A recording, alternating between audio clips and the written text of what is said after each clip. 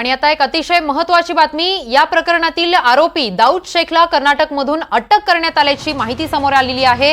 कर्नाटकमध्ये 2 पथकं पोलिसांची रवाना झाली होती। 2 पथकं कर्नाटकमध्ये आरोपी दाऊद शेखचा शोध घेत होती। उरण हत्याकांड प्रकरणी आरोपी दाऊद शेखला अटक करण्यात आल्याची महत्त्वाची अपडेट आता समोर आलेली आहे। उरणमध्ये 20 वर्षीय तरुणीची अत्यंत या संशयित आरोपींनी निर्घृणपणे हत्या करण्यात आल्याचं समोर आलेलं आहे। तिच्या पोटावर आणि पाठीवर चाकूने वार करून तिचा मृत्यू झालेला आहे। दाऊद शेखच्या शोधात 2 पथकं कर्नाटकात रवाना झाली होती। महाराष्ट्र पोलिसांनी ही माहिती दिली होती। त्या संदर्भात आता दाऊद शेखला कर्नाटकमधून अटक झाल्याचं समोर आलेलं आहे। या संदर्भात पुढील काय कारवाई होणार याकडे सगळ्या राज्याचं लक्ष लागून असलेलं आहे। दाऊद शेखला कर्नाटकमधून अटक झालेली आहे।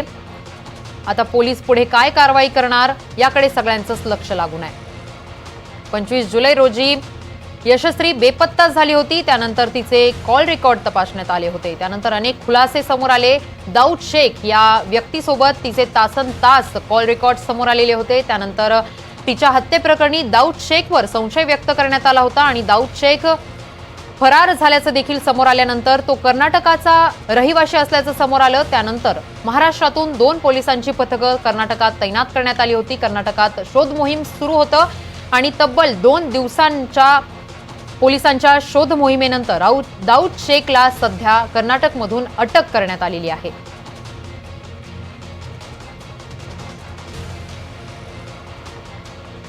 अतिशय महत्त्वाची बातमी आहे।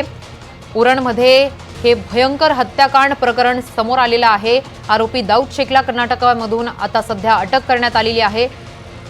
काल या हत्येप्रकरणी पोस्टमॉर्टम देखील समोर आला होता। पोलिसांनी दिलेल्या माहितीनुसार यशस्वी शिंदे यांच्या पोस्टमॉर्टम अहवालात बलात्काराची पुष्टी मात्र झालेली नव्हती।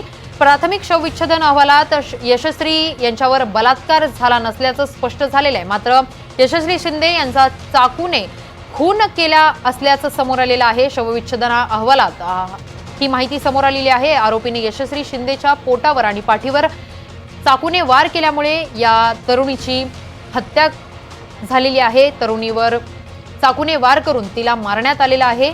या प्रकरणी दाऊद शेख या इसमावरती शंका व्यक्त करण्यात येत होती। कर्नाटकमधून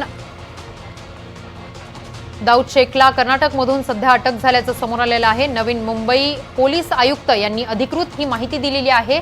दाऊद शेख याला गुलबर्गा डिस्ट्रिक्टमधून नवी पोलिसांनी अटक केल्याचं समोर आलेलं आहे। उरण हत्याकांड प्रकरणी मोठी अपडेट समोर आलेली आहे। यशस्वी शिंदे हत्येप्रकरणी ही मोठी बातमी समोर आलेली आहे। संशयित आरोपी दाऊद शेखला कर्नाटकामधून अटक करण्यात आलेली आहे। हत्येप्रकरणी जेव्हा तपास सुरू होता, सुरुवातीला दाऊद शेख या व्यक्तीवर संशय व्यक्त करण्यात आला होता। या संदर्भात अधिकची माहिती देत आहेत आमचे प्रतिनिधी राहुल कांबळे। राहुल, दाऊद शेखला कर्नाटकातून अटक केल्याची अपडेट समोर आलेली आहे। काय अधिकची माहिती दिलेली आहे पोलीस आयुक्तांनी या संदर्भात?